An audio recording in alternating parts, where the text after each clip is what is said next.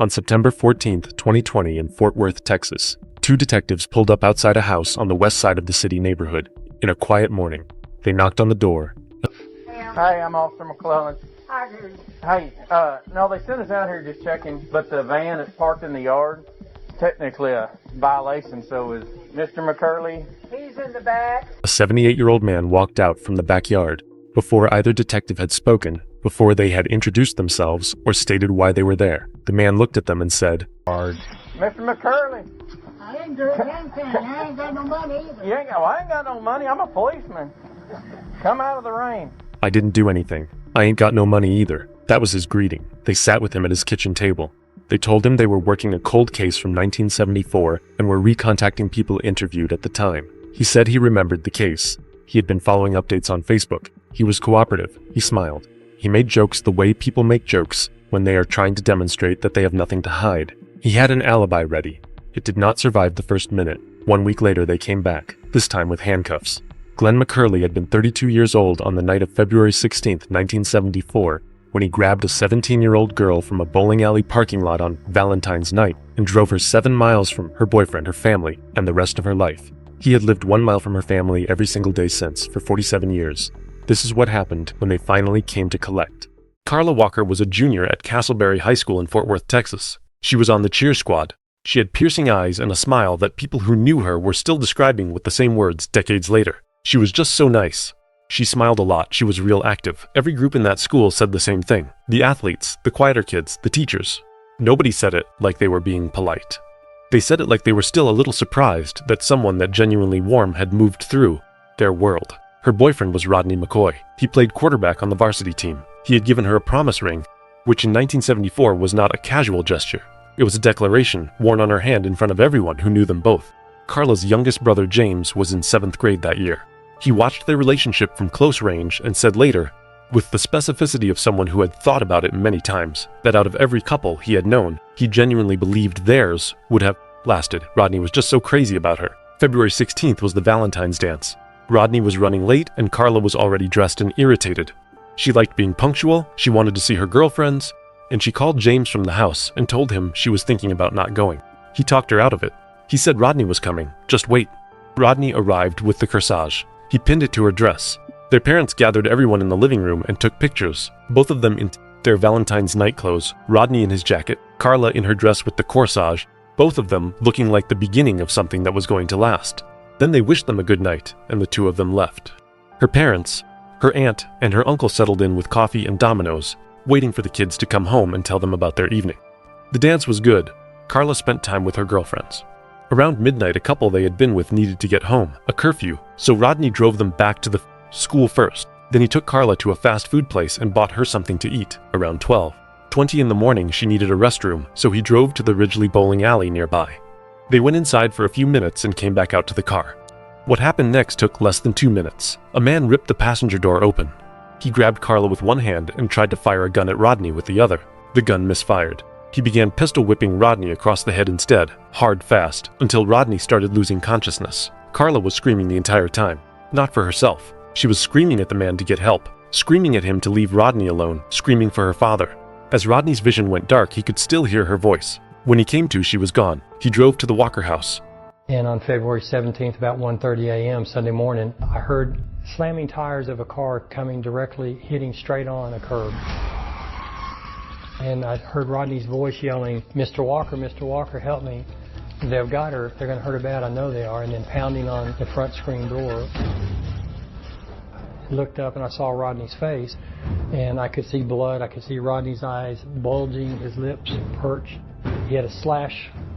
He was just looking, saying, they've got her, Mr. Walker, help me. They've got her. And they're going to hurt her bad. I know they are. I mean, I was just terrified. I had no idea what was going on. And Dad looked at me and said, Jimmy, come with me. And I just stood there frozen, shook my head, no. I knew my dad was going to kill somebody if he found him. His father searched the surrounding streets for 30 minutes. He came back without her. Law enforcement arrived. The investigation opened immediately with everything Fort Worth had. 4 days later, on the evening of Wednesday, February 20th, officers checking culverts along Benbrook Lake found Carla's body inside a cattle culvert beneath a road. She was 7 miles from the bowling alley. The cold February weather had preserved her well enough that investigators could document everything. The torn clothing consistent with sexual assault, the bruising and scratching on her face and neck, the blood on her dress. A crime scene officer filmed the scene on 8mm film, which was almost unheard of in 1974. That footage survived. Rodney's promise ring was in the dirt beside her body, not on her hand, in the dirt. A news reporter came to the Walker home that afternoon and knocked on the front door. Through the screen, he asked Mr. and Mrs. Walker if they had anything to say now that their daughter's body had been found. James was watching his father's face. He had been watching his father's face since the night Rodney came to the door. This was the first time he ever saw his father tear up. The reporter was escorted off the property and told not to come back. That week, the city changed in ways it did not fully recover from. Parents who had let their teenagers go out on weekend nights started locking their doors. People stopped going places alone. James started sleeping in the middle of his parents' king-size bed with his father's gun nearby. Among Carla's friends, nobody wanted to go out anymore. Some of them did not want to live in Fort Worth at all. The bad guy was somewhere in that city, at the football games, in the grocery store, on the same roads as everyone else. Nobody knew what he looked like. Nobody knew if he was someone they had already met. James put it the way everyone in that community was thinking it, even if most of them never said it out loud. Is he amongst us? Is he looking for his next victim? Does he look scary? He did not look scary. He looked like a neighbor. He was a neighbor. He was living 1 mile from the Walker family the entire time, and he stayed there for the next 47 years, while that question hung over a city that never stopped asking it. The magazine from a Ruger 22 Mark I found in the bowling alley parking lot was the first physical lead. Investigators pulled the registration list for that model in the area and worked through every name on it. They asked each person to produce their weapon. Every person could, except one man who said his gun had been stolen from his car a few weeks before, Valentine's night. Then investigators discovered he had purchased a replacement magazine for that exact model shortly after Carla's death. He was arrested. He was polygraphed. He passed. Without physical evidence to hold him, the case stalled at that point, and he was released. He remained on paper, but the trail had nowhere to go. Rodney McCoy faced scrutiny throughout the early investigation. The timeline had gaps. The abduction around 12:20, but his arrival at the Walker house not until 1:45. And the promise ring found outside the culvert rather than on Carla's hand raised questions that investigators pressed him on repeatedly. He maintained his account consistently through all of it. The DNA evidence eventually confirmed what he had always said. An unknown male was responsible. The suspicion never produced evidence because there was none to find. But suspicion rarely announces its departure. Just slowly stops being mentioned. In May 1974, a man named Tommy Nealand was arrested for assaulting a woman on the east side of Fort Worth. While he was in custody, investigators brought Rodney in to listen to a lineup and identify the voice of Carla's attacker. Rodney listened to each man speak a specific phrase. He pointed at Nealand. It was the clearest identification they had received. Then Nealand's alibi held. There was no physical connection to the Walker case. He was not charged. In 1977, a man named Jimmy Dean Sasser confessed to Carla's murder from a jail cell in Tennessee. He was brought to Texas. He gave his version of events in detail. Then investigators checked those details against the physical evidence from the crime scene and found them contradicting each other in too many places to be credible. They looked at his background and his motivation and concluded the confession was not genuine. The charges were dropped and he went back to Tennessee. In 1979, James Walker was no longer a 7th grader. He was a young man, and the anger that comes from 5 years of no answers had nowhere to land. One night, he drove out to the cattle culvert on Benbrook Lake, climbed inside with a hammer, a flashlight, and a knife, and sat in the dark. He was hoping the man would come back. Nobody came. The investigation continued on a slower track. More than 300 people were interviewed in the years that followed. 7 different suspects were polygraphed. Leads came in from as far as Arizona. A $5,000 reward sat unclaimed. Every few years, a new detective would pull the boxes and start fresh. And every few years, those fresh starts reached the same wall. The leads ran out. The trail went cold. The case went back in storage. In 2009, forensic testing on Carla's dress produced a partial male DNA profile. It was enough to exclude several people who had been under consideration. The partial profile was entered into CODIS, the FBI's national criminal DNA database, which compares evidence profiles against profiles collected from people convicted of qualifying offenses. No match. The person who left his DNA on Carla's dress had either never been arrested for a qualifying crime or had never been required to provide a sample. He was invisible to every database in the country. In 2017, James Walker called the Cold Case Unit. He had been making calls like this for years, keeping the case alive by showing up, by calling, by making sure whoever had the file knew that the Walker family had not moved on and was not going to. His parents had died without knowing. Some of his siblings had died. He told Detective Leah Wagner, "We really want to know what happened to Carla." Wagner was already working the file. In 2019, she brought in Detective Jeff Bennett and gave him 4 large banker boxes. Every report, every interview, every note written by every detective who had ever touched the case since 1974. Bennett read all of it from the beginning and built a suspect list of 85 names. Number 22 was Glenn Samuel McCurley. Also in 2019, investigator Paul Holes, who had been central to solving the Golden State Killer case, contacted Wagner and Bennett about featuring the Walker case on his television show. His production could help fund more advanced DNA testing. They agreed. Additional clothing was sent to a California lab. The new testing returned something that had not existed before, a complete male DNA profile from Carla's bra, not partial, complete. It went into CODIS, no match. The complete profile was then submitted to a genetic genealogy company. The technique had solved some of the country's most impenetrable cold cases by using consumer DNA databases, the kind people upload to ancestry platforms, to find distant relatives of an unknown suspect. From those distant connections, researchers build family trees outward through public records until a specific individual emerges at the center. The genealogy company took the sample and ran the analysis. They consumed most of the remaining DNA. They returned no results. What was left was measured in nanograms. 3 different facilities assessed it. All 3 said the same thing: not enough for genealogy work, not enough for meaningful testing, essentially unusable. That was where the case sat. A complete profile of the killer, no database containing him, no sample sufficient to pursue the genealogy route that had solved everything else.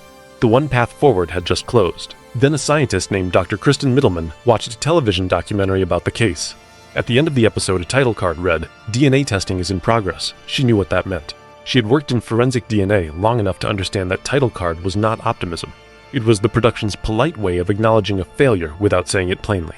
She called Paul Holes the following morning. She told him she really thought her lab could do something with the remaining sample, and asked for the chance to look at it. Middleman was the chief development officer at Aram Technologies in Texas, a lab that had built its reputation specifically on recovering results from evidence that every other facility had walked away from. Bennett and Wagner drove to Aram before agreeing to anything. They were not handing over the last of their evidence to anyone they had not looked in the eye. The meeting went long. Middleman's team interrogated the detectives about the case as thoroughly as the detectives questioned the lab about its capabilities. Before committing to the full analysis, Middleman ran a feasibility test using a minimal portion of the sample. The result came back positive. The sample was viable. In June 2020, full forensic genome sequencing began. 5 weeks in, on the morning of July 4th, Middleman's analyst called her with 3 words: "I think I've got a family unit." The genealogy search had surfaced distant relatives in public ancestry databases, people connected to the unknown suspect at the 3rd and 4th degree of kinship.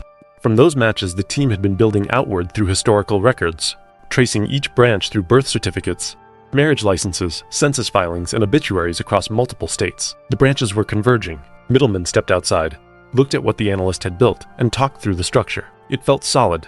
She called Bennett. She told him she had a last name. He heard McCurley. He told her he had McCurley on a suspect list and reached for his binder. He found the name while she waited on the line.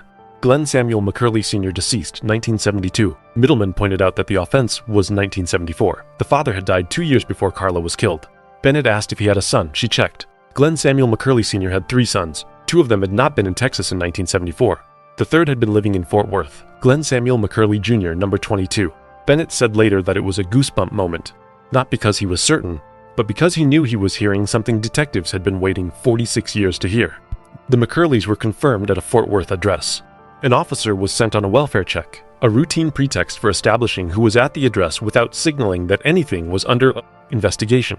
Mrs. McCurley answered the door. Her husband walked out from the backyard and said something before the officer had asked a single close question. Mr. McCurley. I ain't doing anything. I ain't got no money either. I ain't got no money. I'm a policeman. Come out of the rain. The officer noted it, confirmed he and his wife were the only residents, and left. Investigators pulled 5 bags of trash from the curb outside the McCurley home and examined every item. They found a McDonald's straw. DNA extracted from the straw was compared against the full profile from Carla's bra. Match. A formal buccal swab, something that could be used in court, required either a warrant or McCurley's voluntary cooperation. Bennett and Wagner went to his door unannounced. His wife let them in. They sat at the kitchen table. The conversation was careful and patient on both sides. McCurley was friendly. He made jokes. Hello, my name is Detective Wagner, and I'm from Fort Worth PD. And this is Detective Bennett, who's also from Fort Worth PD. And we are here with Mr. Can you state your full name, please? Glenn McCurley. We're going to take you way, way back, okay? There was a young lady that got kidnapped from the bowling alley. You know who I'm talking about? Carla Walker, I think. Carla Walker. I do remember the case, and I read about it on Facebook once in a while, and I knew it had been reopened. We're re-interviewing everybody that was in the case, and we had seen at one point they talked to Mr. McCurley. And so, They took me down in And I'm sure they asked you if you knew Carla, right? The one, Did they ask you if you knew her, the girl? I don't touch it. Okay.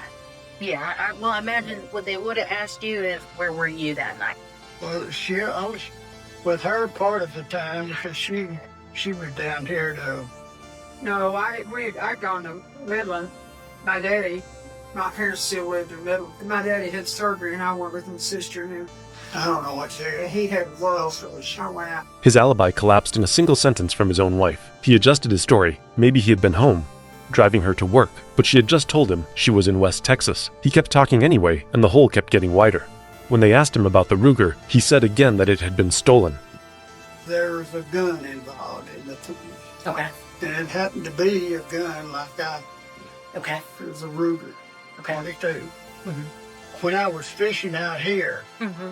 under the bridge one day, and I heard these loud, somebody digging out in the pavement, you know, with their car.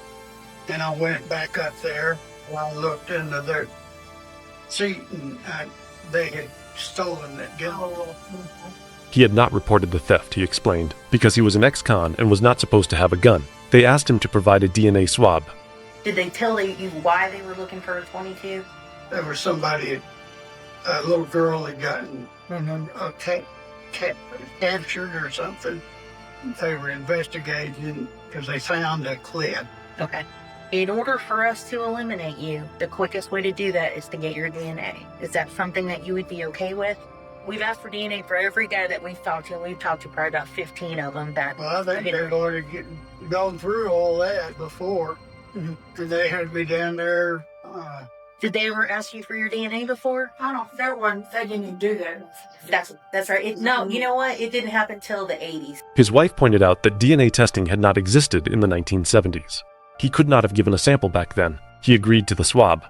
But that's the quickest way for us to rule you out, especially if somebody stole your gun. Well, I told them. Okay. I told them they were stoked. As Bennett and Wagner stood to leave, McCurley looked at them and said, "I hope I don't hear from you again." 1 week later, the results came back from the lab. The buccal swab matched the straw. The straw matched the bra. The man who had sat at that kitchen table, making jokes and watching his alibi fall apart, was the man who had killed Carla Walker 46 years earlier. They wrote the arrest warrant. Detectives brought McCurley in for a formal interview. He was 78 years old. He had been carrying this for 46 years, which is long enough for a person to develop a practiced ease with denial. The denials came first. He had never seen the girl. He did not know when any of this was supposed to have happened. He did not understand why they kept coming back to him. When it became clear the detectives were not there to be persuaded of his innocence, he switched approaches. He offered a story. In his version, Rodney and Carla had been arguing when he walked up to the car. He said he was concerned about the girl. He was trying to help. He described what happened next and where he left her. The location he described was not the cattle culvert near Benbrook Lake. It was a different place entirely. A different area, a different type of concealment, a different set of circumstances. The detectives looked at each other. A man does not describe leaving a body in the wrong location because he misremembers. He describes leaving a body in the wrong location because he is thinking of a different one. The specific way McCurley spoke, casually, without the precision of someone recounting a traumatic event, in the vague language of someone pulling details from a deeper inventory, told them something they had suspected but could not yet prove. This was not his only time. After an hour and a half of denials and adjusted stories and careful navigation around the physical evidence that they kept returning to, the detective asked the direct question. "How did you kill her?" McCurley said, "I guess choke," delivered in the same register as everything else. No weight to it, no recognition of what he had just said. "I guess choke." 47 years of a family asking that question, and the answer came out like an afterthought. Then they needed to know about the gun. He said it was gone. Bennett told him he knew that was not true, and needed to know exactly where it was. McCurley thought about it for a moment, and then said, "No, it's in a little room up in the ceiling." Investigators went to the house immediately. Past the laundry room, behind ceiling paneling, they found a space built specifically for concealment. Inside it, wrapped in a towel, was a Ruger 22 Mark I. He had moved twice since 1974. He had taken it with him both times. It had been in that ceiling for 47 years. The trial opened in August 2021. McCurley entered a plea of not guilty. His defense mounted a challenge to the admissibility of the forensic genetic genealogy evidence. The first time this technology had been used in a Texas criminal proceeding, which meant the prosecution had to establish from the ground up that it was scientifically valid and legally sound. Assistant District Attorney Kim Davenon had been assigned the case. She spent months learning the science, finding precedents from other states, and building an argument for a Texas court that had never ruled on it before. The night before the ruling, she stayed up, wondering whether she was going to have to look at the Walker family and tell them that, because the technology was new, the evidence could not come in. On the third day of trial, the judge ruled the DNA admissible. That morning, McCurley's attorney approached Davenon before the session began and said his client wanted to plead guilty. The judge sentenced Glenn McCurley to life in prison the same day. Davenon stood in the courtroom afterward thinking about Rodney McCoy. Not just about Carla's family and what they had waited for. About Rodney specifically. About what it meant to have been one of the first suspects in the murder of the girl you loved. To have carried that shadow for 46 years while building a life, while raising children, while walking through a world that included people who still wondered. She said later that the conviction was not just justice for Carla Walker. It was the moment Rodney McCoy stopped being a suspect. At the sentencing, James Walker stood up and faced Glenn McCurley directly. He had kept this case alive for decades. Phone calls, meetings, showing up, making sure whoever held the file knew the Walker family had not moved on. He had watched 3 years of detective work produce the name, the match, the arrest, the trial, the plea. He looked at the man who killed his sister and said, "Because I got this relationship with this guy named God, I forgive you." Finally getting to forgiveness. 45 years to get to forgiveness. But nowhere in God's word does it say you forgive and forget. No screaming. No breakdown. A statement delivered in the same steady voice he had used to describe every detail of that night for decades. He had given the statement everything it needed, and nothing it did not. After the trial, Detective Wagner asked Bennett what he thought about returning the promise ring to Rodney McCoy. The ring had been in evidence since 1974, found in the dirt beside Carla's body inside the culvert, logged and sealed and stored through 47 years of investigation. Through every dead end and failed test and fresh start that went nowhere, and the final 3 years that finally produced a name. They got permission to release it from evidence and presented it to Rodney in person. His daughter was in the room. The feeling in that space afterward was something Bennett had difficulty describing with ordinary language. He called, "It's super emotional for everybody," which was accurate but did not come close to containing it. Rodney's daughter thanked the detectives afterward. She said the whole process, the arrest, the trial, the resolution, had helped her father find himself again. Bennett asked Rodney how he was feeling. Rodney said one word, healed. He had been 17 years old in that bowling alley parking lot. He had watched the door get ripped open and spent the next 46 years carrying something that moved with him into every part of his life. Suspicion, the grief, the specific weight of having been the last person to see her alive and the first person to fail to protect her, even though failing to protect her had required being beaten unconscious. He had built a life anyway. He had survived. But healed is a different word from survived, and it had taken 46 years and a DNA match and a life sentence to get there. One word. That word is the only ending Rodney McCoy's part of this story needed. After the arrest, the detectives sat with what McCurley had said in that room. Both of them knew Carla Walker was not the only one. The way McCurley moved through the description, casually, without the heightened specificity of someone recounting the worst night of their life, was the language of someone drawing from a larger archive. Not one event, a pattern. McCurley was a truck driver. His route ran from Fort Worth to California, which gave him something that investigators look for when they are trying to understand how certain killers operate over long periods. A legitimate reason to be somewhere unfamiliar, a route with predictable stops, and the kind of freedom of movement that does not attract attention. He was a working man going to and from a job. Nobody questioned where he was going. Investigators identified a specific case they believed was connected. A woman named Becky Martin had been found in a culvert in 1973, less than a year before Carla's murder, approximately 15 to 20 minutes from where Carla was found. The method was almost identical. A culvert, similar circumstances, similar victim profile. The timeline placed McCurley in Fort Worth. The geography was close enough to be significant. When confronted with Becky Martin's case in the interrogation room, McCurley said nothing useful. He did not confirm. Did not deny in the specific way that a genuinely innocent person denies. He just stopped. Investigators were building toward a second interview. They had a strategy for approaching it, a sequence for the questions, a way of using what he had already said against what he had not said yet. They scheduled it. They prepared. 2 years into his sentence, Glenn McCurley's heart stopped in the prison hospital. He was 80 years old. Died without another interview. He died with whatever else he knew still inside him. The second interview never happened. Becky Martin's case remains open. Whatever else McCurley did on that truck route between Fort Worth and California, whatever stops he made, whatever other families are still waiting, went with him.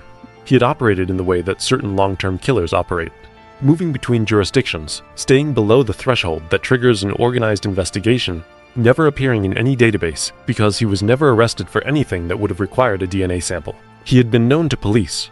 He had been on a suspect list. He had sat in that bowling alley parking lot 47 years earlier, and somewhere in the weeks and months after that night, he had decided he was going to get away with it. He had moved to a house 1 mile from the Walker family. He had stayed there. He had watched the anniversary coverage every year. He had followed the updates on Facebook. He had lived next to the family of the girl he killed for 47 years, and he had felt safe enough to stay. He was wrong. After the trial, James Walker told Detective Wagner that he wanted to do something. Not just for the resolution itself, but for the specific mechanism that produced it. Forensic genetic genealogy, the Aram process. The approach Davenon had fought to admit in a Texas courtroom. James wanted that technology to be accessible. Not dependent on a television production willing to fund a test. Not dependent on a scientist watching a documentary and making a phone call. Funded, systematic, available. The Carla Walker Act came out of those conversations. A pilot program creating dedicated state funding for forensic genetic genealogy and cold case investigations, the first of its kind in Texas. Not a one-time grant, a framework. A pipeline that could be applied to cases sitting in evidence storage across the state where the standard database approach had already come back empty. Davenon testified in support of it. The same science she had fought to introduce in a single trial was now being written into state law. She said later that the idea of it being done in Carla's name was beautiful in a way she had not expected. The Walker family had suffered for so long and had pursued justice with such consistency for so many years that the suffering had become the foundation of something that would outlast all of them. More than 280 forensic labs across the state were identified as candidates to work within the Act's framework, a matrix for connecting cold cases with viable DNA evidence to labs capable of the advanced testing that standard processing could not provide. James said that what they were building was going to start catching perpetrators, start preventing future loss, start saving lives that had not yet been taken. The girl who had almost not gone to the dance that Saturday night, the girl he had talked into going, the one phone call he had been living with for nearly 5 decades, her name is now on a piece of Texas law designed to do for other families what 47 years of persistence and one scientist watching television finally did for his.